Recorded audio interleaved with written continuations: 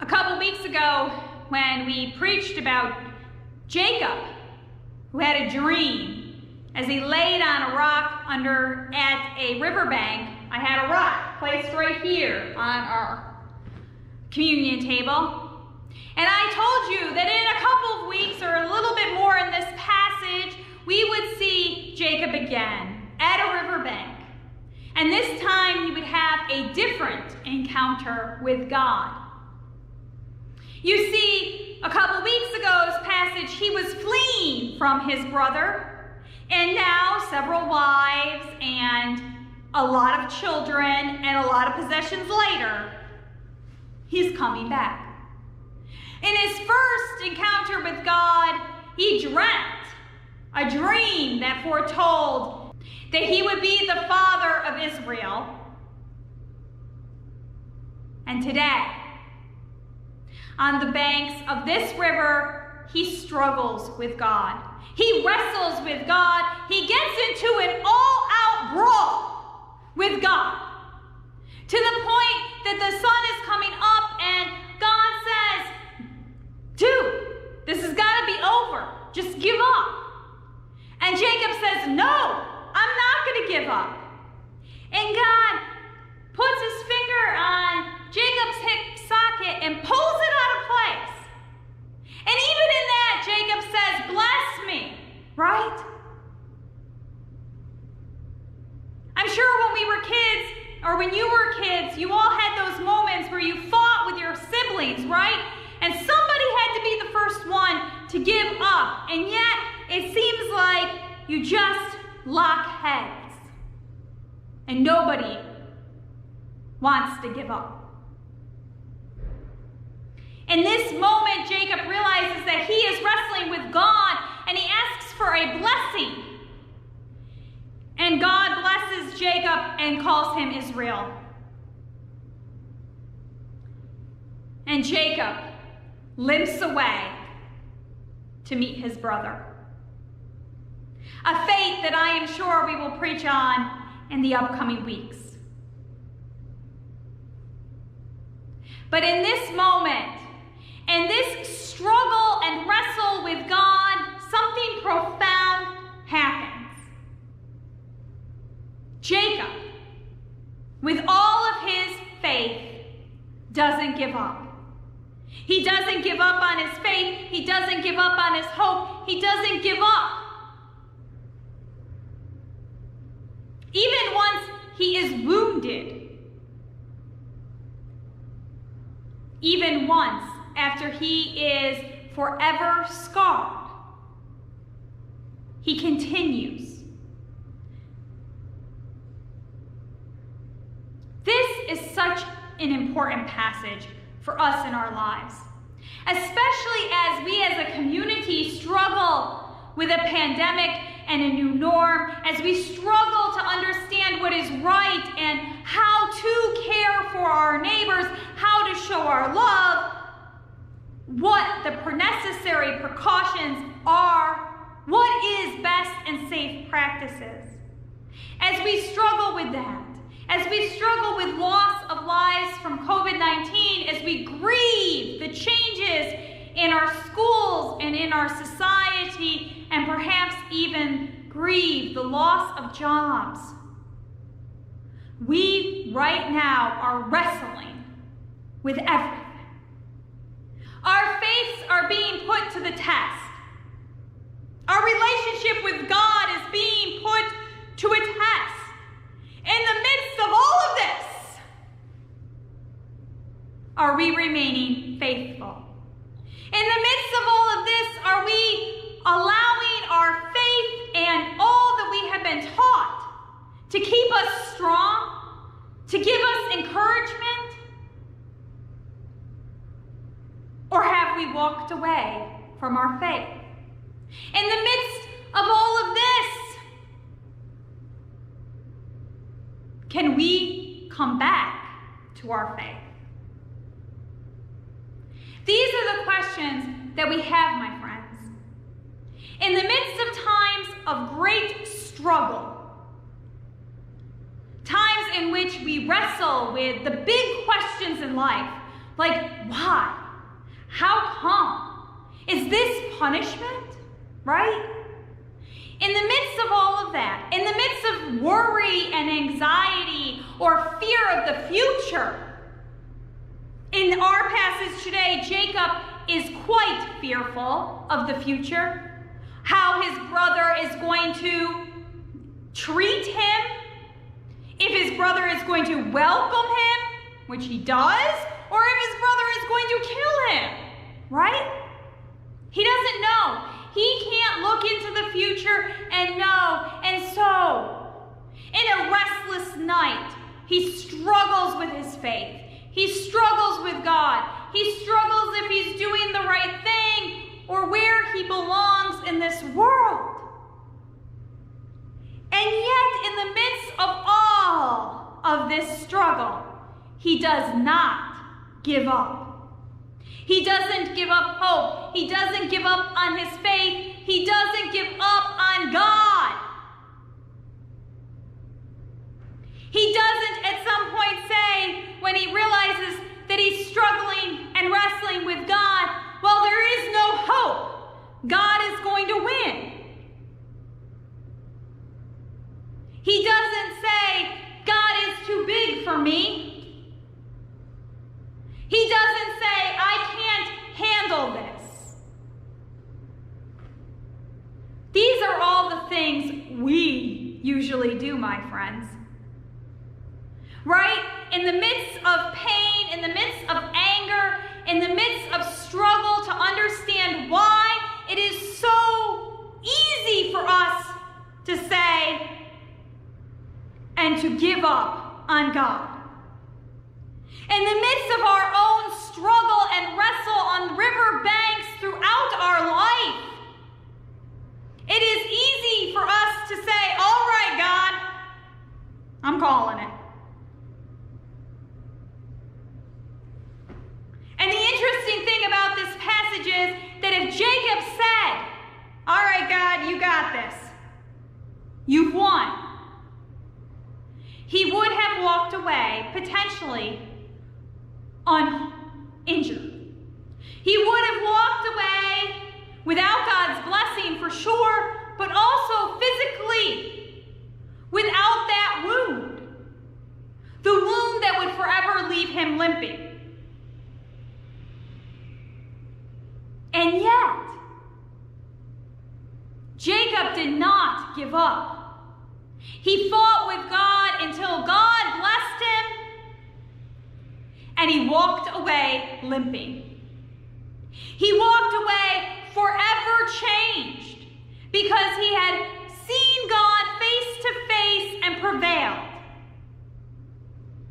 Forever limping from this experience, and yet knowing that it was worth it, as he was now blessed by God. When times are tough and when struggles get real, it is easy to walk away from our relationship with God. But it is not the wise choice. For even when times get tough and struggles get real, right? When pain is strong, when grief is unreal, when addiction has a fast hold on us, when life seems overwhelming, or when loss is just so big. When all there is darkness surrounding us, it is easy for us to walk away and say, God doesn't care. It's easy for us to blame God and say, well, God took my loved one from me, so I have the right now to be angry with God. It's easy to say, well, God put me in this situation, right? Because I didn't get the best job, or because I live next to or near other addicts, or I lost lost my home, and now this is what I resorted to. It's easy to blame God. It's easy to say that our circumstances, which are beyond our control, must be controlled by God.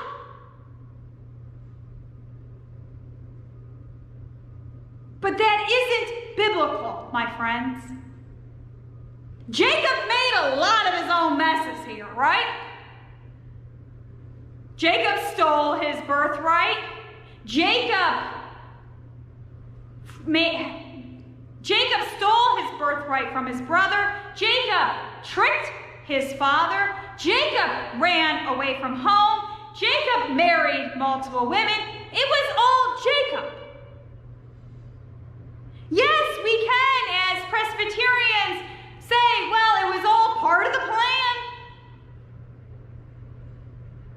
But the plan isn't God choosing. The plan is that God already knows. God knows how we will act. God knows if we will choose the holy or if we will choose the unholy. God knows if we wrestled with God at the banks of a river, who would prevail? And for most of us who are Christian and who have been Christian our whole life, we too know who would prevail. We're here. We're going to worship service. We're sitting in pews. We're part of a church community because we have wrestled with God and we have prevailed. Our names have been changed not to Israel, but to Christians. Disciples of Christ. In our darkest moments, we have allowed even the smallest of light take over. In our darkest moments, we have wrestled with God. And when God has said, well, have you had enough? We say no. And my friends, we all bear scars. We may not have all come away from those wrestles with physical limbs, but we all bear the scars of wrestling with God. The scars that prove that no matter what has happened to us in our lives, no matter how much loss we have accepted, no matter what addictions we have overcome, no matter what darkness has surrounded us, no matter how much anxiety we have felt, that we have prevailed because of our faith, because of our trust, because we know that we are children of God.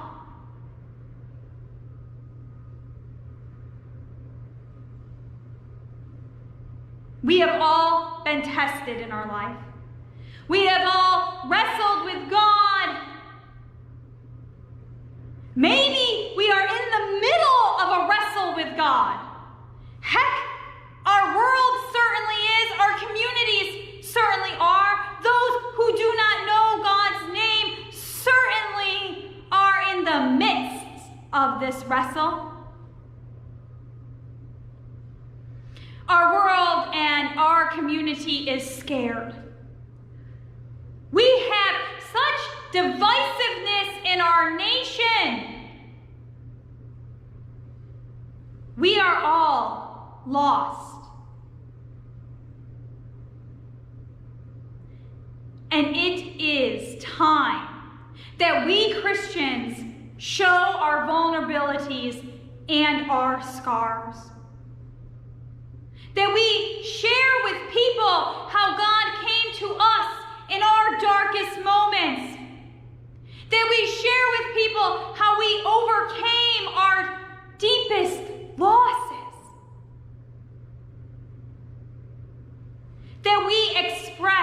the hope that comes with knowing that when we do not give up on God, God does not ever give up on us.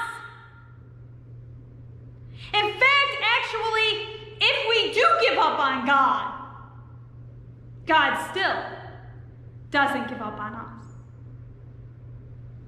In this passage today, though, God blesses Jacob. Blessings do come, my friend. So many people like to mention that flowers come after the rain, right? That once the darkness opens up into the light, positive blessings come. This is an important understanding, right, of our message. For Jacob, he wrestled with God. He still didn't know what was going to happen. He was blessed, but yet his story works out, right? His life works out. His brother does not kill him.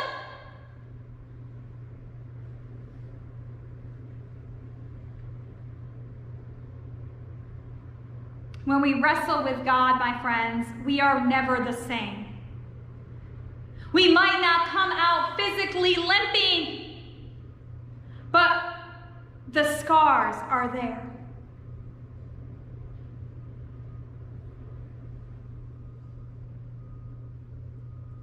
This is an important message for our world today. The important message for our world today is not that as a Christian you have an easy life. It's not that if you believe in God, you press an easy button and poof, all your problems disappear. It's not that if you pray hard enough to God, you don't lose a loved one. It is not that Christians live an easy and good life. We don't. We have the same problems, the same struggles, the same realities as the rest of the world. Jacob has the same struggles and the same realities as us today. And yet, when we do not give up on our faith, when we hold strong and trust in our God,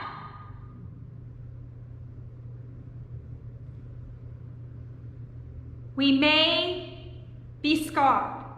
We may be changed. Our life may never be the same for what we went through. But God promises blessing. God promises that that is not the end of the story. That the wrestle doesn't end in great pain, but with great blessing. That there is more to life than simply the scars that wound us and the moments that make us question God. But that life is more. That the story doesn't end for Jacob there, but continues. And not just with Jacob, but then his offspring, and not just any offspring, but Joseph. And the story continues. We are called today, in the midst of whatever struggle we are having with God, to not give up on our faith. We are called to dig deep, to trust in our God, to find the strength, to find the encouragement, to find the wisdom that comes with the relationship we have with God. And to not give up and to go out into the world changed, blessed as a disciple of Christ, as a child of God, spreading the good news. The good news that scars do not stop us, that wounds do not stop us.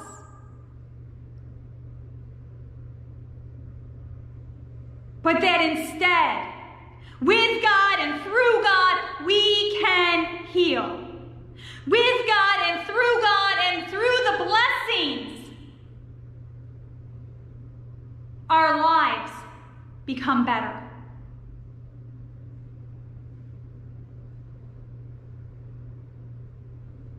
Scars do not define us by our failures, but remind us of our strengths. I'm going to leave you on this one last story.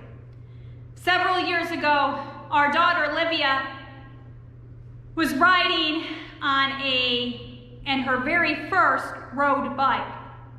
She'd already taken her bike out for several spins and for several road rides, but this particular ride, she was pushing her limit and pushing how far she could go.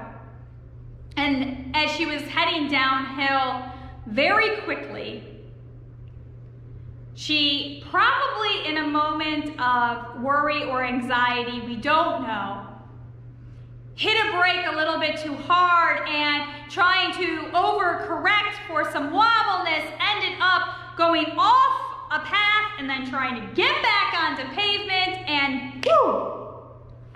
She was down. Anybody who's been in a crash knows that crashes often go really fast. And there she was.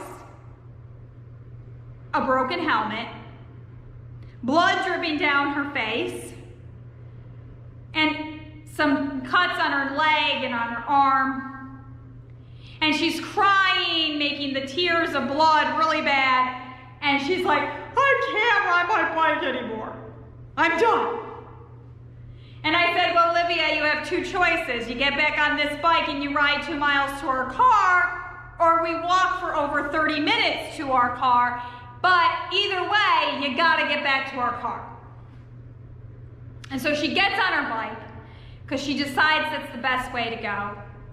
And she's going super slow and she's crying the whole time. And at this point, blood is running down her face and she's just like, I'm never gonna ride again. And I think to myself, this is a classic story. And we need to change it. Yes, these are physically real wounds. But these wounds and this fall cannot define who she is. And so as we're walking back, or as we're riding back to the car, I continue a mantra with her. Olivia, you're very brave riding back. Olivia, you're showing lots of strength riding back. When we get to the car and we clean her up, I'm continuing to say, Olivia, you're not defined by this fall, but the fact that you got back on your bike and you rode back to the car and you did so shows that you have strength, that you are courageous, that you are brave. I reminded her of our Joshua passage, be strong and courageous, for God is always with you.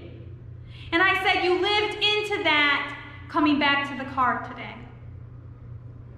3 years later, she is riding at much higher speeds as she races. And she has gotten back up on that bike. Our wrestles and our struggles are often defined by ourselves, right? Jacob could go out and tell the story of his limp, right? He could have gone out and said, well, God did it to me. God pulled my socket out. But the story that has been passed down to us is not a story of failure, not a story of a man who conned and schemed his way into an inheritance, but of a faithful man who wrestled with God and prevailed, who saw God face to face and was blessed by God. We define ourselves, and too often we allow our hurts and our scars and our failures to define us. And yet, in the moment that Jacob could have said, "Yep, God, I'm done, you won,"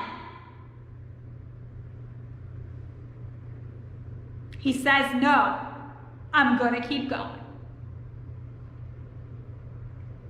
And he is forever changed and blessed by that. We are more than our failures.